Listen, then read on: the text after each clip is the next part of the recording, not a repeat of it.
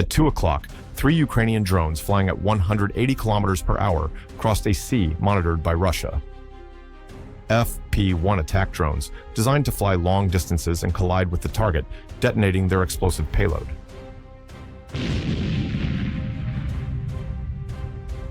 The target? A Russian spy ship operating to sabotage Ukrainian naval drone operations. The vessel was located about 20 kilometers from Novorossiysk, and its R-381T systems remained on constant alert. Although everything had been calm for weeks, the situation would rapidly turn into total chaos. The Ukrainian drones flew just above the water's surface toward the Russian ship, virtually invisible. Their wooden construction prevented radar detection, since radar systems are designed to track aluminum aircraft. Seeking new intelligence, the Russians launched a Forpost-R reconnaissance drone, equipped with a camera capable of identifying an object the size of a football. At 2:15, the Russian drone activated thermal mode, at which point the heat from the FP-1's engine appeared on the Forpost-R display. The Russians then activated a pre-programmed evasion system. What followed was a maneuver known as clutter. The Ukrainian drones descended to just 2 meters above the sea surface and then vanished. To the Forpost's thermal camera, the drones simply ceased to exist. However, they were still closing in on their target. As they flew low, the drone structures cooled until they matched the temperature of the surrounding seawater. At 3 a.m., while the FP-1 drones were crossing waters monitored by Russia, 18 Ukrainian naval drones were launched toward Sevastopol. The objective? To deceive the Russian Navy. The Russians believed this was the largest naval drone attack since October 2022. To stop the Ukrainian assault, the Russian admiral had 4 K-27PL helicopters stationed in Sevastopol and 6 in Novorossiysk. Fighter jets and warships are unable to effectively counter naval drone attacks. Therefore, helicopters form the primary line of defense in the Black Sea. The helicopters are capable of covering a 100-kilometer perimeter and can also deploy RGB-16 depth charges, which neutralize any enemy within a 50-meter radius. The helicopters are scrambled, flying at approximately 270 kilometers per hour. As the helicopters move forward, the Russian ship, the real target of the operation, is left vulnerable. At 4 a.m., the fleet of decoy naval drones split up, dispersing in different directions to create even more confusion for the Russians. The helicopters spent another hour hunting the decoys, wasting ammunition and fuel, ultimately becoming ineffective against any attack involving the 3 Ukrainian drones, which were already closing in on the real target. At 4:23, the FP-1 leading the operation was approximately 220 kilometers from the target. At a certain point, one of the 3 Ukrainian drones suffered a GPS system failure and crashed into the water, disappearing. The operation continued. However, this raised concern among the Ukrainians. Would it be possible to complete the mission with only 2 drones? The mission pressed on. There was no way to turn back. At 4:59, the Russians detected a possible contact, and the ship's radar locked onto the target. The radar algorithms were searching for aluminum returns. However, the wood from which the drone was built produced inconsistent echoes.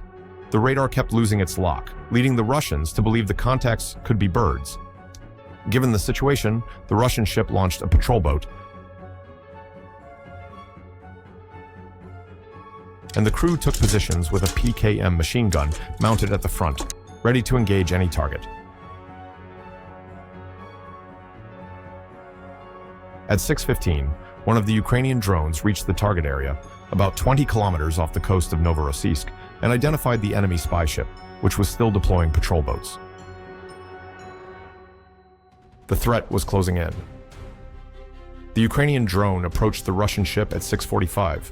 While Russian radars were scanning at an altitude of 80 meters, the drone passed underneath.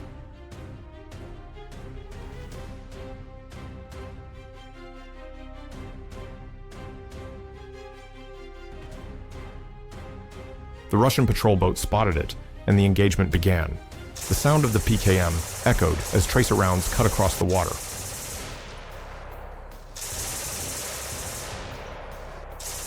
One of the drones was hit, but it did not stop its advance toward the target. At 6:33, the mast of the targeted Russian ship became visible.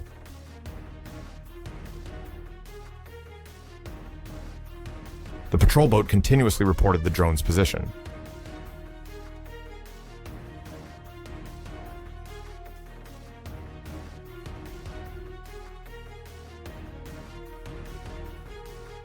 The third Ukrainian drone continued its trajectory without any issues and emerged from the morning fog at 6:55, approaching from the port bow at 180 kilometers per hour.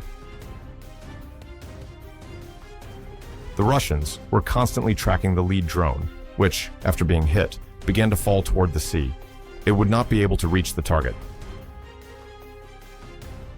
However, the Russians' greatest problem was the third drone, which had not yet been detected and was now closing in on the spy ship. The ship's crew was watching the wrong sector. The camera of the third drone locked onto the roof of the bridge, precisely where the mast supported 3 specialized antennas. Seconds later, contact was confirmed. The 25-kilogram explosive charge struck directly at the base of the mast. The detonation was immediate and devastating. The bridge structure collapsed within moments. The R-381T systems, responsible for intercepting radio transmissions across hundreds of kilometers, were completely destroyed, melting under the force of the explosion. Secondary explosions spread through the ship's power systems, fueling fires that would only be fully extinguished 18 hours later. The electronic radar arrays were reduced to something almost surreal, a twisted, mangled landscape. 6 weeks of Russian intelligence collection, dozens of cataloged launches, patterns that could have ended Ukraine's drone war. All of it was lost. The ship would sail again, but its electronic eyes and ears were permanently blinded. Within hours, Ukrainian drones began launching from new locations, following new patterns, becoming invisible once more. Russian forces were still able to strike launch areas, but now they were hitting only empty fields. The patterns the Russians had cataloged had vanished. In modern warfare, destruction does not occur only on the battlefield, but in information. When sensors fall, the enemy does not lose just a ship. It loses the ability to understand the fight. And in that moment, in the electronic silence left by the flames, the drone war did not end. It restarted from zero. The Russians would remain blind for weeks, not knowing where the next Ukrainian drone attacks would come from.